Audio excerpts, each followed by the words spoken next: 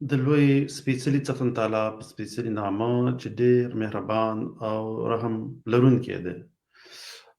ټولو هغو ملګرو ته څوک چې به اوس مونږ په ژوندۍ بڼه ګوري او که څوک بیا وروسته مونږ ګوري، ټولو ته ډېر زیات سلامونه او درناوی. نن به در سره په یو دوه موضوع باندې خبرې کوم. ما سره یو دوه ویډیوګانې هم دي د پښتونخوا د چارمنګ په سیمه کې د آیس آی او د پنجابي آرمي ظلمونه د مسلمانانو خلاف د هغې په اړوند ما سره دغه ویډیو ده. دا ویډیو تازه ده. لومړی به تاسو دا وګورئ، بیا وروسته پرې زه خپله تبصره هم لرم، خو تاسو دا وګورئ. په منځ کې هم کیدای شي زه پرې ځینې خبرې وکړم، تاسو سره دا شریک کوم ځکه دا تازه ویډیو ده. دا سره وګورئ چې دغه فوج دا د پنجابي فوج په پښتنو مسلمانانو باندې څومره ظلمونه کوي. دا ویډیو مخکې خبره واورئ. مخکې شهادت د الله طرف په یو لوی نعمت دی. هسې به هم یو ځل مړ کېدلو. زموږ په دې کلي کې سپین ږیری بچ شوی، په هغه ورځ په خپل مرګ مړ شولو، بیا موږ ډډلې مرګ نه موږ خلاصېدو والا نه یې، موږ په موږ راځي. لیکن تاسو ته پته شته دی کوم کرنیل چې راغی دغه کرنیل لون کرنیل شهزاد صاحب و.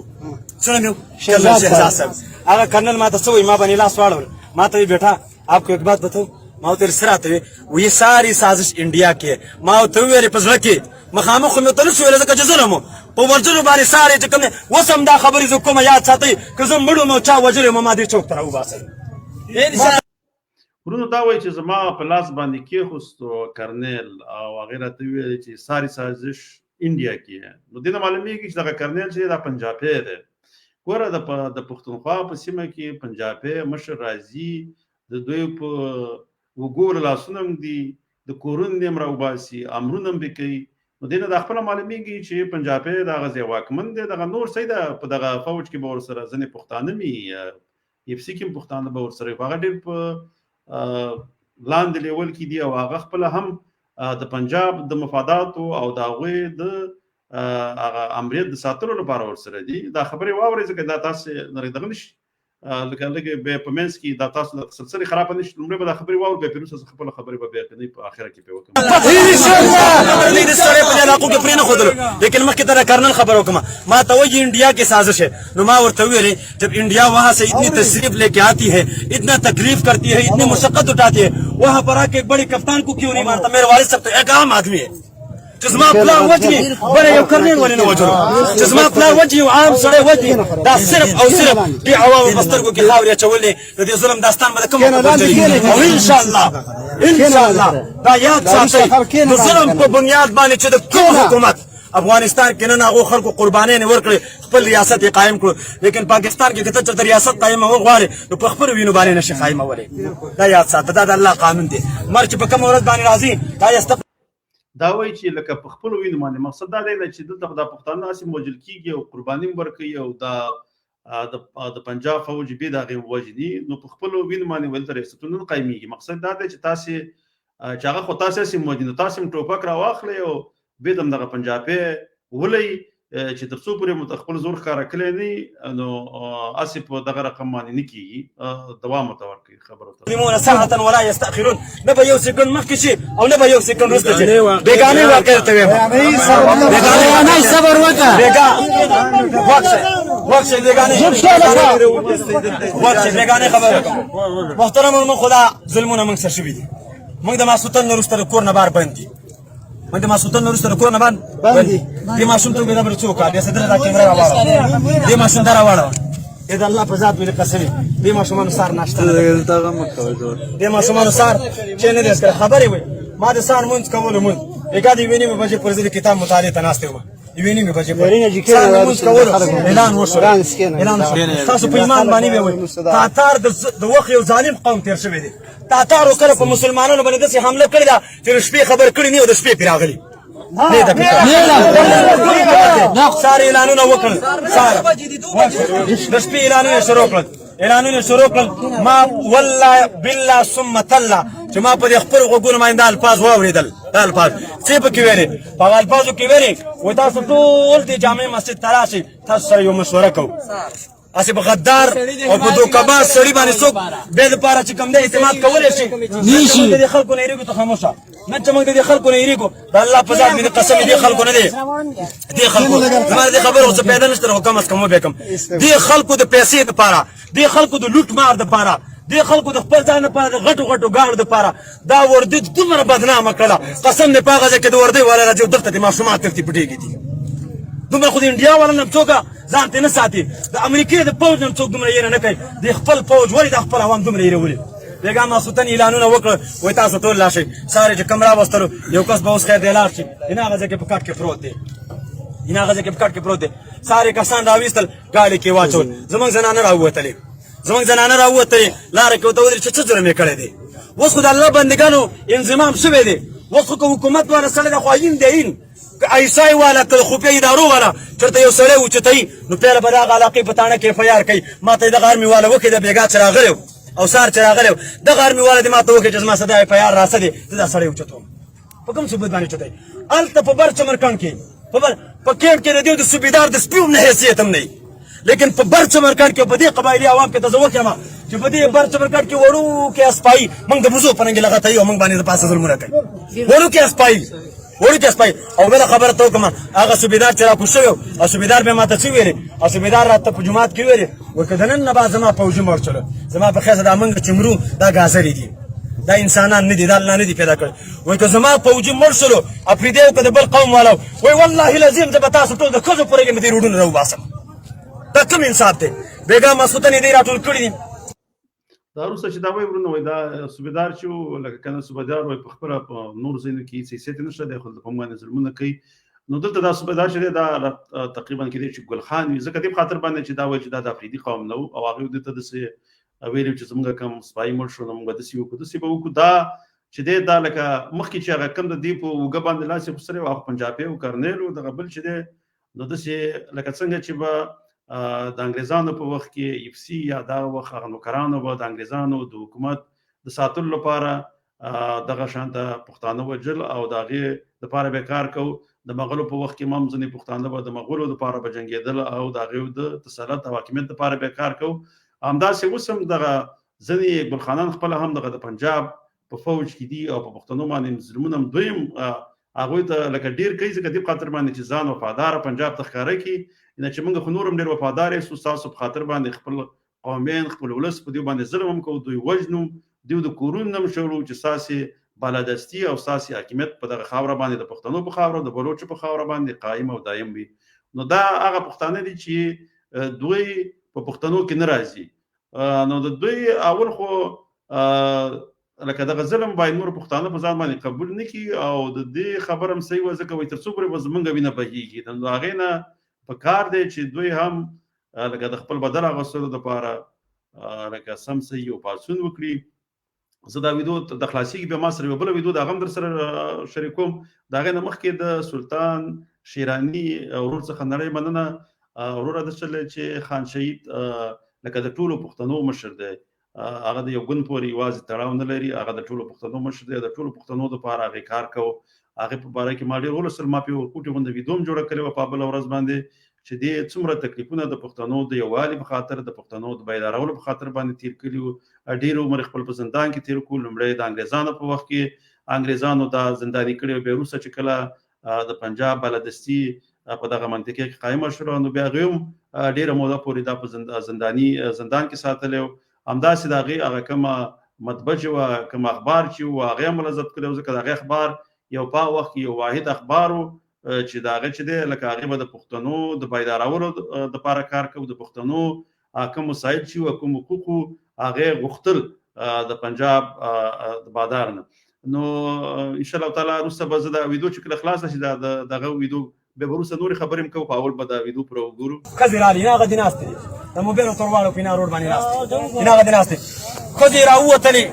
ښځو باندې تاسو ما ته وښوئ چې په کوم آیین کې په ښځو بوډاګانو باندې تشدد شوی دی هغه ارمي والا زه اوس هم په دې سترګو کې مې نه یېرېږي هغه ارمي والا چې څومره فایرنګ په دې ښځو باندې وکړلو او دغه سړی په دې کټ کې پروت دی په دې کټ کې دا یې دومره ووالو دومره والله العظیم چې امریکا ما دومره نه دی چې په مسلمانانو باندې ظلم بیګا ماسخوتن یې په ګاډي کې راواچول ښځې راووتلې روډ ته ښځو ویلې بهیدا زموږ نه ولې وړئ هغه فوجي شرم والله په کار دی کاش ته تا ته تنخوا کومه میلاوېږي دا د پاکستان او وروسته دا ویډیو خلاصه شوله دې خو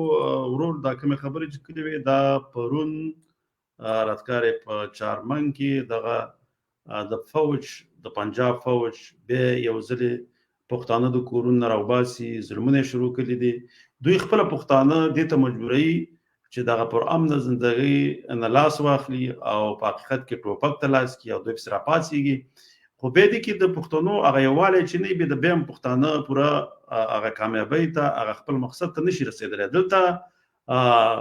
باید ټول پښتانه، که هغه په هر ګوند کې، که په هر پارټي کې، هغوی باید یو بل ته لاس ورکړي او د خپل ولس سره ودرېږي. نو بیا کولی شي چې دغه د پنجاب د ظلم نه او د دوی د دغه حاکمیت نه ځان راخلاص کړي. او که داسې لکه لږ خلک ودرېږي په مقابل کې، لکه تېر دفعه کې هم چې سوات کې هغه وخت کې قیام شو د شریعت لپاره، نو هغې کې پنجابیانو خپل د ایسای خلک ورګډ کړل. هغه د پښتنو ځینې مشران به ایسای وژل، هغه به بېرته په طالبانو راړول. همداسې شو چې د عوام او د طالبانو په منځ کې هغه فاصله پیدا شوله او یو بل خپله په خپل منځ کې دښمنان ګڼل. او اصلا چې دا کار خپله ایس آی او د پنجاب آرمي دا کار کوو. خو دې لپاره دا خو هغوی داسې یو ګیم کوي چې په دې باندې پوهېدل هم لږ مشکل کار دی. نو هغوی دغه لوبه دغه سره شروع کړې ده. فرمان الله ورور جانه ډېره زیاته مننه، الله دې روغ لره، خوشحاله اوسې. تا ته هم ډېر زما سلامونه، دغه ټول ملګرو چې اوس په دې وخت کې سلامونه کړي هغه ټول ته سلامونه. نو زه یوه بله ویډیو اقدمه تاسو سره هم شریک کوم. هغه هم یو ملا دی، یو عالم دی او د هغه ملایانو په ضد باندې خبرې کوي چې کوم یو ملین د پاکستان حکومت د اسلامي حکومت وایي، د هغې په خلاف باندې دې ځینې خبرې کړي. کېدلی شي ځینې ورونو به اورېدلي مې پخوا، خو دا زه دوباره ځکه اقدم ځکه چې په هغه وخت کې هغه نوی نسل چې و، که پخوا څوک 10 کلن و نو هغه د دې په خبرو نه پوهېدو، هغه به اوس 20 کلن شوی. نو هغه څوک چې لکه 15 و هغه به اوس 13 ته رسېدلي، نو اوس یې په ښه سر خلاصېږي، مازغې په ښه خلاصېږي. نو زه در سره دا ویډیو شریکوم، دا ویډیو تاسې واورئ، د به وروسته لږې خبرې زه هم پرې وکړم. اول لومړی تاسې دا ویډیو واورئ. حرامي فوز او عیسای بې شمېره مجاهدین ازبک چشنایان امریکایانو باندې خرڅ کړل. هغوی ته د خپلو هډونو په بېرحمانه او ظالمانه توګه وسپارل. بعضې هغه علما چې هغه د ګونتانامو نه راخلاص شوي دي، هغه دا وایي چې په خپلو سترګو مې ولیدل چې پاکستاني حرامي او بېناموسه عیسای عرب او ازبک مجاهدینې ښځې او نر بربنډ لغړ سرونه خیر یې په بوجو کې اچولي، امریکې ته په اډو کې حواله کړل. هر عرب او ازبک د سر قیمت $15,000 و. ان تر دې چې بعضې عرب زنانه حاملې هم وي، نو د هیبت د وجې نه خپل ماشوم په هوایي میدان کې ضایع کړو. او د بعضو زنانو سره دغه مرتدینو به په زور هم زنا کوله. د دې ګوۍ په ګونتانامو کې خپله یو عرب مجاهد کوله چې دغه ملګری وایي چې ما ته هغه عرب دغه قصه وکړه چې زما خور وه، لیکن دغه عیسای حرامي په جیل کې په زور سره زنا کوله او په وهلو یې بیا امریکایانو ته حواله کړه. اوس د مرتدو شیخانو د عیسای د غلامانو مولیانو او شیخانو نه دا تپوس کو د قتال مستحق څوک دی،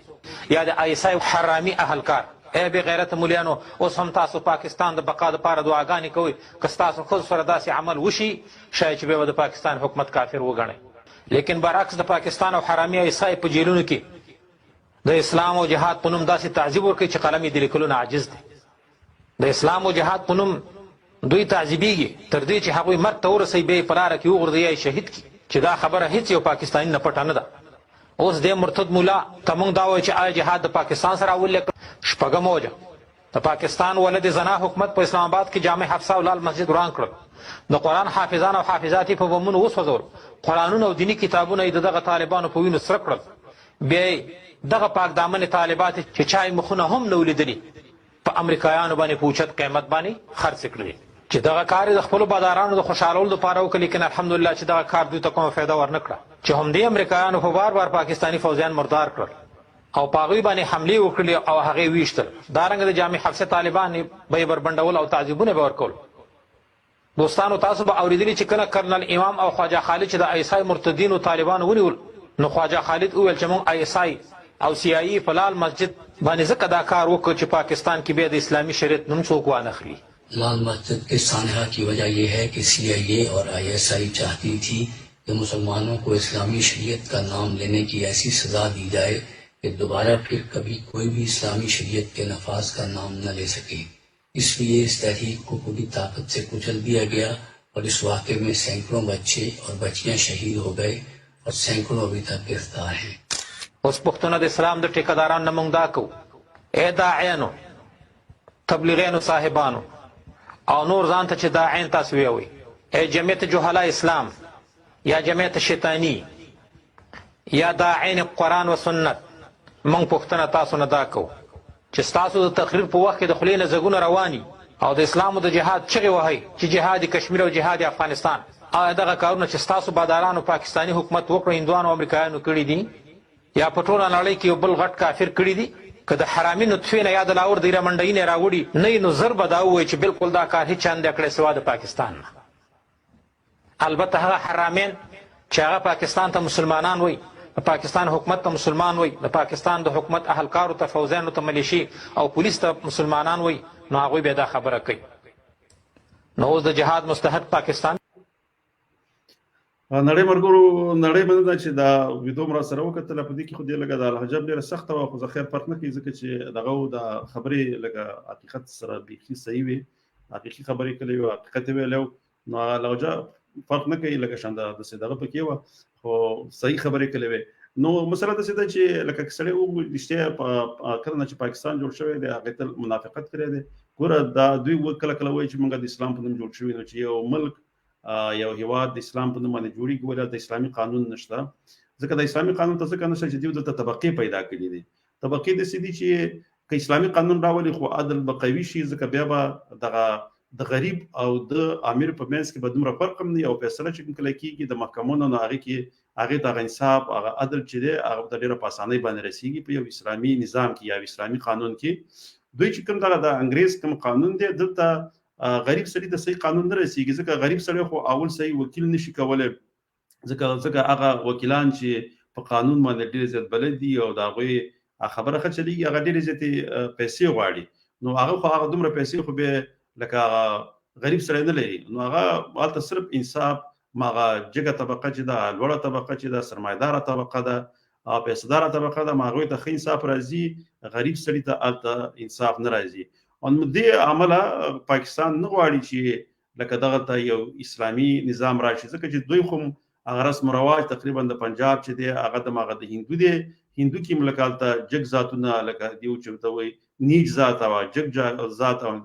ټیټ ذات، هغه خلک پکې بیا هغه د ټیټ ذات والا خلک هغه جګ والا ذات خو خلک چې دي هغه د ټیټ والا ذات خلک خوا کې نه پرېږدي. نو دغه سیستم چې دی دغه رواج دا تر اوسه پورې پنجاب کې تر همداسې قایم دی، ځکه دوی هم نه غواړي چې دغه اسلامي نظام راشي، حتی په پښتونخوا کې پښتنو ته نه پرېږدي چې دلته راشي، ځکه هغه د دې نه هم یېره او ډار لري که دلته راغی کېدلی شي بیا به خلک په پنجاب کې هم غواړي. اول خو دوی انګریزانو دا کار وکړو، په دې باندې به بله ورځ یو ویډیو کې انشاءالله تعالی که وخت هغه به پې زه کومه چې پخوا چې د اسلام خو د افغانستان ته تللی او هند او دغه منطقو ته همیشه به دې ځای نه د افغانستان پاچایان تله دغه منطقې به یې نیولې تر هنده پورې، بیا به دې ځای نه د اولیا چې وو دا به تله هلته بیا هغه د دین تبلیغ کوو، خلک به مسلمانانېدل، نو دغه یو سني اسلام هلته و. بیا کله چې انګریزان راغله نو هغې هلته د دیوبند او د انګریزانو په وخت کې د دیوبند او د بریلوي طبقې دغه سیستم یې هلته جوړ کړو چې دغه ځای نه بیا دغه چې دی دغه کوم مسلکونه دا دې خواته دغه د اوسني پاکستان په مختلفو صوبو ته راخوارو شول، پښتونخوا صوبې د دیوبند دغه راغله او دغه پنجاب صوبې ته چې دی هغه دغه بریلویانو دغه چې دی هغه دې خواته را دغه شو. بیا دغه چې و لکه د کوم دیو چې ورته دغه وایي د تبلیغ دا سلسله هم د هماغه طریقو نه راوتله چې دوی د خپل اصل رسوخ بېرته د پښتنو منطقو ته راولي. په څه طریقه؟ ځکه هغه وخت خو انګریزان نه دوی غوښتل چې دغه خپل دغه راولي او دغه ځای نه دوی داسې خلک وپالي چې بیا د هغوی د لاسه دغه منطقې چې دي نارامه کړي. خو خیر دې د دې لپاره یو اوږد بحث پکار دی، نو په دې باندې اوس پوره خبرې نه کوو. نو اوس خپله لکه دا اوسنی کوم حالات چې دی لکه اوس بیا لکه افغانستان کې خو اوس طالبان هم خپل حکومت جوړ کړو، اسلامي نظام هم راغی، نو اوس به بیا د پنجاب ISI او د پنجابي دغه کوم اسټبلیشمنټ چې دی دوی خو نه غواړي چې هلته امن وي، نو د دوی به اوس د طالبانو په خلاف باندې هم ځان دپاره داسې ځینې دغه برابرۍ داسې نقطې یا ځینې داسې دغه ځان ته برابر کړي چې د هغو په ضد باندې هم دغه طبیعته فعالیت شروع کړي، دغه طالبانو په ضد چې کوم یو په افغانستان کې دي. نو له دې دپاره چې دا یو څه موده کېږي چې کله د هغوی حکومت دلته راغی نو دلته په پښتونخوا او بلوچستان کې نارامي زیاتېږي ورځ څه ورځه، هلته د پنجاب په دغه فوجیانو باندې حملې هم کېږي. نو هغه ځینې ځای باندې خو اوس دا د نه بعد به دغه میډیا ورو د طالبانو په ضد باندې خپلې خپرونې شروع کوي، اوسه پورې لاندې شروع کړي، خو دې نه بعد ځکه اولو ته دغه زمینه برابروي، دغه سیستم ولا برابر کړي، نو بیا به دوی دا کوي. بل دوی لاسوهنه نور هم شروع کړې ده، اوس ټول شموله ډېر غږ کوي د پنجاب دغه حکومت چې دی په افغانستان کې ټول شموله حکومت چې لکه دغه نور قومونه په دغه حکومت کې ورنوځي. عمران خان د تاجکستان د صدر اعظم سره او ولسمشر سره یا صدر اعظم سره هغې سره چې کومه خبرې کولې نو هغې ته دا ډاډګیرنه ورکړه چې زه تاجکان به زه کوشش وکړم چې په حکومت کې په ډېر تعداد سره په حکومت کې ورداخل کړو. اول خو ته هېڅ حق نه لري چې د یو پردي ملک یا د یو هېواد په دغه رقم دغه کې ته مداخله کې او یو بل د هېواد ولسمشر سره یا مشر سره په دې باندې ته خپله خبرې وکړي. نو دا پوره لاسوهنه ده. نو ځکه دا خبره مې ځکه تاسو سره وکړه چې دلته ځینې وخت کې د کوزي پښتونخوا صرف ګل خانان داسې دي ماته وایي چې ته ولې د پاکستان په اړه باندې خپلې خبرې کې. نو وروره د څه دی چې ستاسو خو لکه خفه کېږي دا نور پښتانه به نه خفه کېږي. هلته واک چې دی د پنجاب سره دی او پنجاب مداخله کوي نو موږ چې دی لکه د هغې ته باید جواب بېرته ورکړو. نو د هغې دپاره موږ مجبور یو ورته وکړو. موږ د پښتونخوا پښتانه زموږ وروڼه دي، موږ لکه د هغې بیرغ ته احترام لرو. دغه د پاکستان جنډه چې ده یا د پاکستان کوم نظام چې دی دا پنجابي نظام دی. په دې کې لکه دغه نور درې واړه کوم دغه چې دي قومونه لکه سیندی دغه د پښتون او بلوچ دا یې خپله غلام ساتلی دی. نو دغه د دوی هلته واک نشته. صحیح ده. اوس په حکومت کې د دوی په خاطر باندې چې کله دا پی ټي ایم جوړ شو او لکه ډېر پښتانه هغې سره ودرېدل نو دا د پی ټي ایم د پښتون ژغورنې غورځنګ یا د دغه برکتو چې د پنجاب آرمي په دې باندې وډارېدله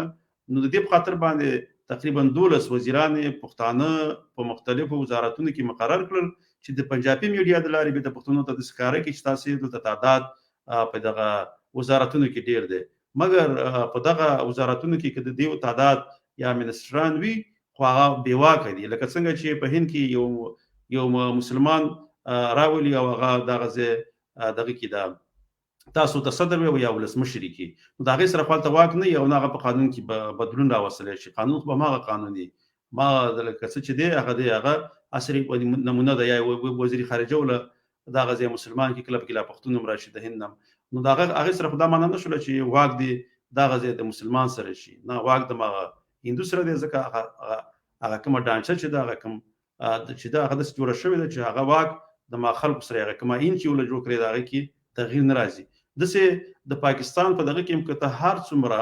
په لوړو چوکو باندې یا کرسو باندې ته یو پښتون مقرر هم کړي هغه به صرف هغه خپله کرسۍ به ساتي او خپل ځان به ساتي او داسې کار نشي کولی چې هغه د پښتون په ګټه باندې ځکه هغه به دې پوهېږي چې دلته که د پښتون په ګټه زه کار وکړم نو د دې پنجاب د مفاداتو په ضد باندې راځي. نو دې په خاطر باندې بیا بل ته په مال هغه چوکۍ نه راکوي هغه کرسۍ نه راکوي هغه مقام ته بیا نشم رسېدلی. نو هغه ډېره زیاته غوړمالي کوي د پنجابي یا بوټ به ملت پالش کوي ځکه چې ما ځینې لیدلي دي هغه وزیران چې راشي بس ټوله ورځ دغه د پنجابي آرمي د بوټ پالش نه بغیر د هغې بل کار نه وي ځکه هغه پوهېږي چې واک هم د دوی سره دی او دوی خلک سلیکټ کوي او په حکومت کې راولي تر څو پورې چې د پنجابي آرمي څوک سلیکټ نه کړي کوم ګوند یا کومه پارټي سلیکټ نه کړي نو هغه په حکومت کې هم نشي راتلی نو دې په خاطر باندې هغه کېږي. نو انشاءالله تعالی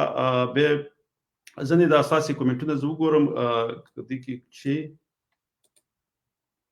خاصه که دغه څه لیکلي دي. ابراهیم شفیق وروره ستاسو لایفونه ډېر معلوماتي دي سرلوړې او پیاوړې اوسئ. نړۍ مننه ابراهیم شفیق وروره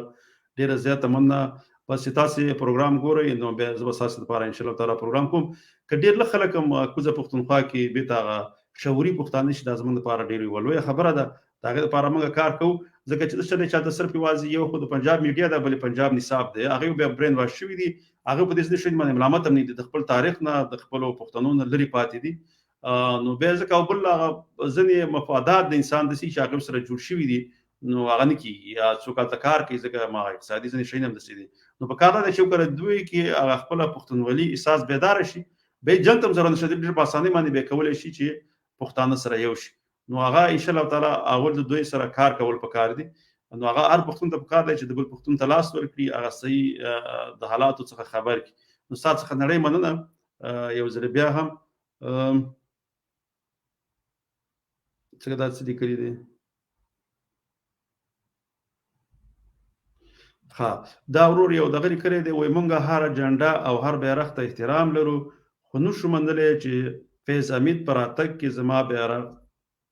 ښکته شي. نړۍ مننه وروره دا ستا خبره سمه ده ځکه د هر هېواد یو خپل ملي بیرغ وي چې هر ګوند راځي هغه دا معنا نه شوله چې هغه د ملي بیرغ ښکته کوي او هغه خپل بیرغ دې لګوي لکه څنګه چې د رباني ډلې په وخت کې هم ربانیان چې کله رال هلته هغه ملي سرود یې په فارسي باندې کړو هغه بیرغ یې بدل کړو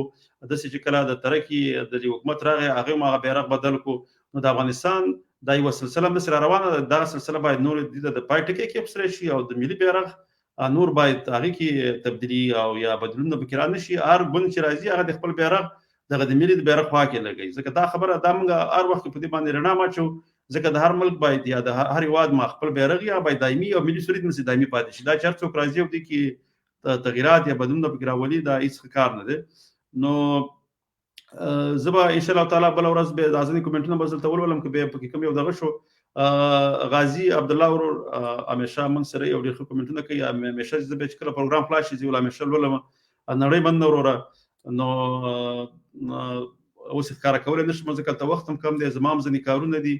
نو هغه ټولو ملګرو چې ماته سلام را لېږلی د هغې څخه یوه نړۍ مننه او بس انشاءالله تعالی تر بله ویدو پورې په لوی الله جل جلاله وسپارم خوشحاله ارامه او سوکاله ژوند لرئ د لوی الله جل جلاله په امان